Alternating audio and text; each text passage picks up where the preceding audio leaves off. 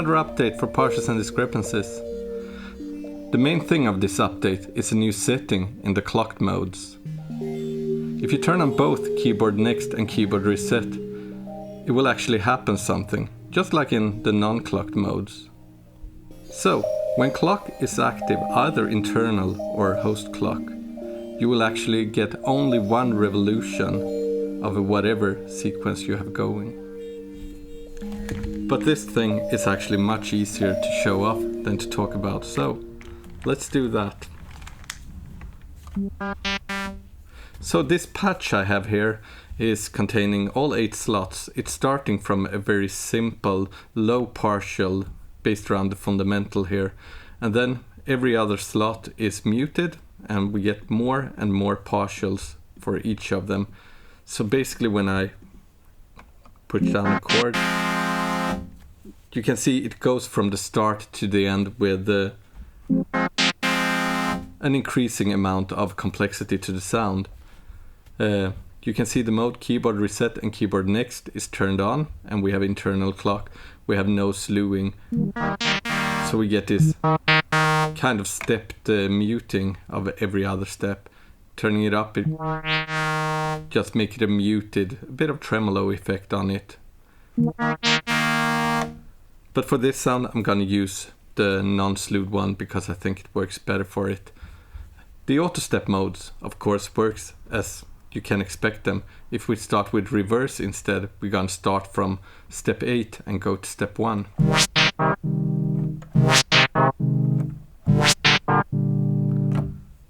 And we can do pendulum and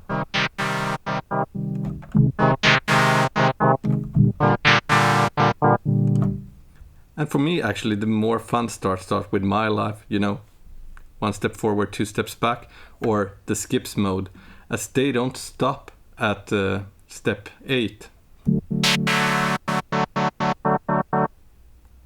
But on step 2, so we're gonna get mutes on those. So turn up the frequency a bit. We can get some transient sounds, or which is quite fun actually if you start to work with host clock. We go into that later though. And random works.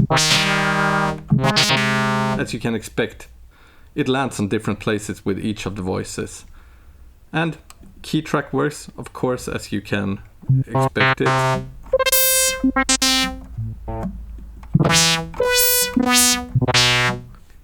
It works quite well for sounds with quite intense starts, and I think actually for me I seldom use all 8 slots, so if we go down to 5 on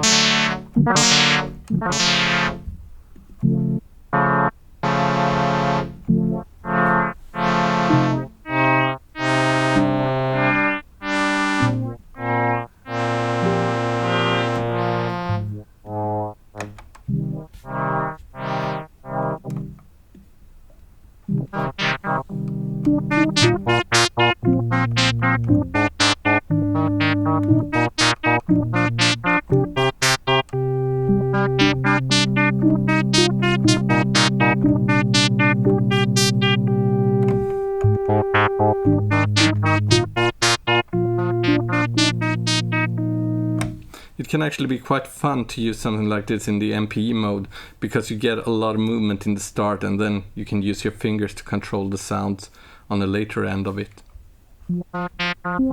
But let's run with the host clock instead now and see what's happening here.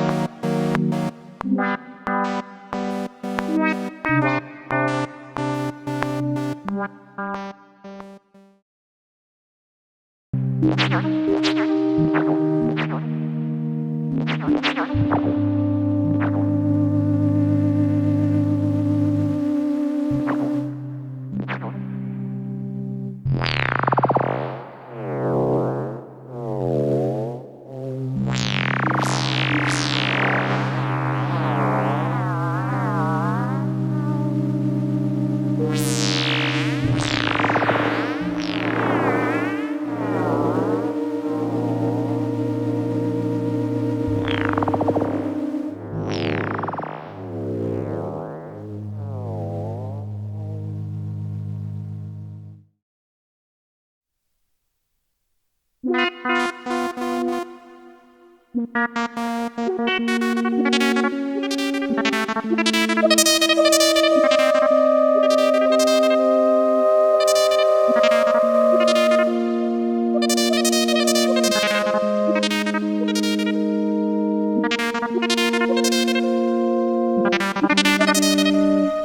can make quite a lot of annoying sounds, and I'm not sure I know how to use it to the best ways yet, but I find it interesting and I think you will too.